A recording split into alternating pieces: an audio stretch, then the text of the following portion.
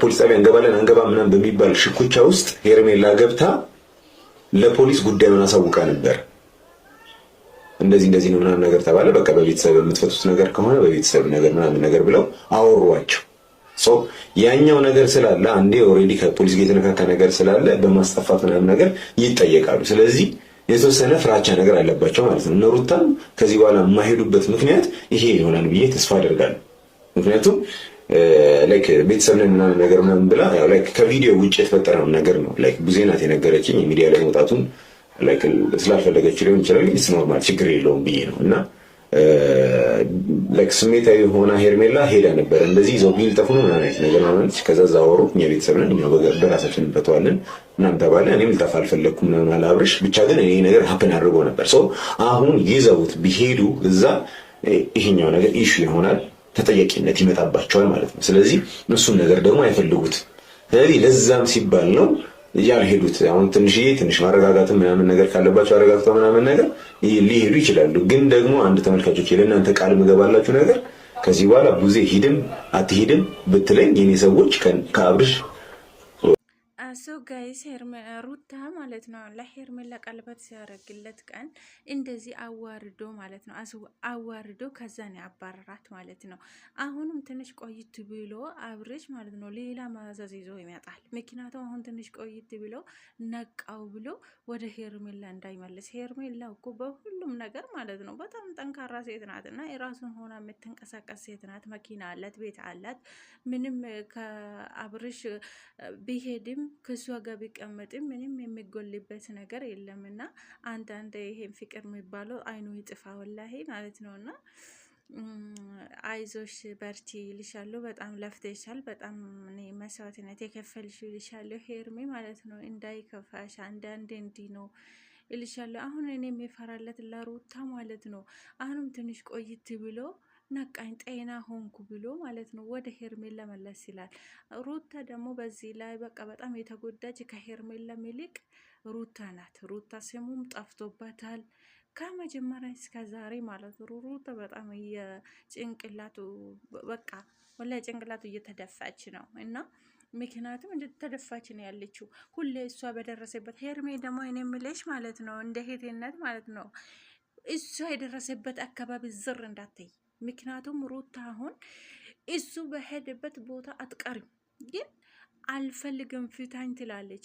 ወረቀት ላይ ፈርሚን ትላለች። ፈርሞለታል፣ ፈቶለታል እና በቃ እሷ ያለበት ቦታ እንዲህ ነው ተንከራትታ ነው የምትፈልገው። አንቺ አጠገቡ ድርሽ እንዳትየኔ እናት እና መጀመሪያ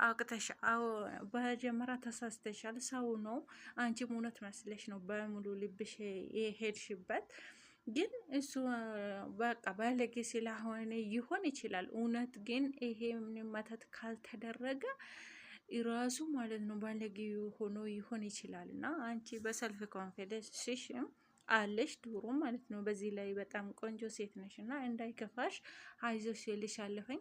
አንዳንድ ሴቶች ደግሞ ሴት ሆናችሁ ሴት ላይ የምትፈርዱት ማለት ነው በእናታችሁ ትንሽ ብትቆጥቡ በጣም ጥሩ ነው። ምክንያቱም እናንተም ሴት ናችሁና ምን እንደሚገጥማችሁ አታውቁምና ማለት ነው።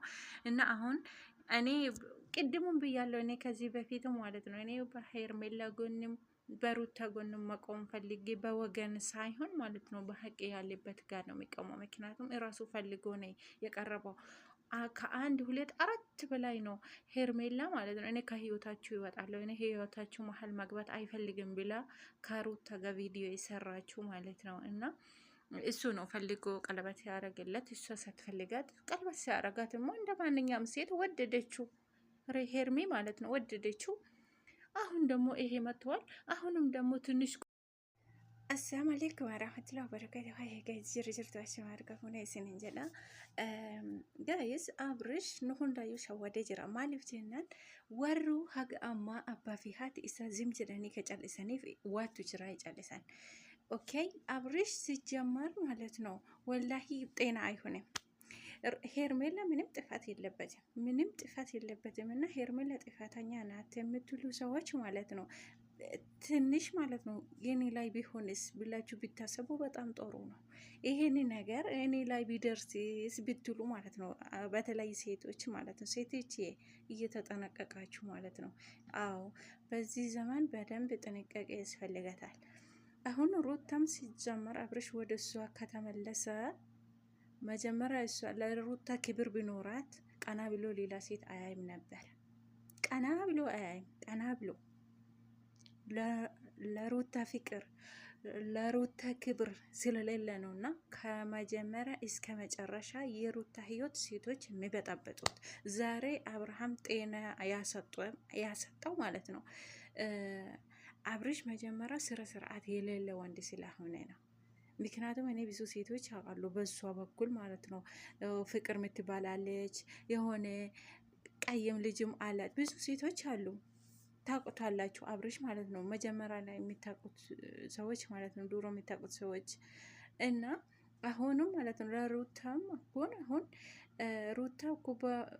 ሩታ ብለን ሩታ ላይ ነው የምንጫው እንጂ ግን ሩታ ትልቅ ስቃይ ውስጥ ነው ያለችው። ትልቅ ስቃይ ውስጥ ማለት ነው። ትልቅ ስቃዩ ምንድን ነው ብትሉኝ ማለት ነው ጋይዝ፣ አሁን አብርሽ መጀመሪያ ሄዷል። አብርሽ መጀመሪያ እሷን ትቶ ሄዷል። በቀን በሶሻል ሚዲያ ሳትጠይቃት እራሱ ጠይቆ ቀለበት አሰረላት። ሩታ ውሻ አረገ የቀን ማለት ነው።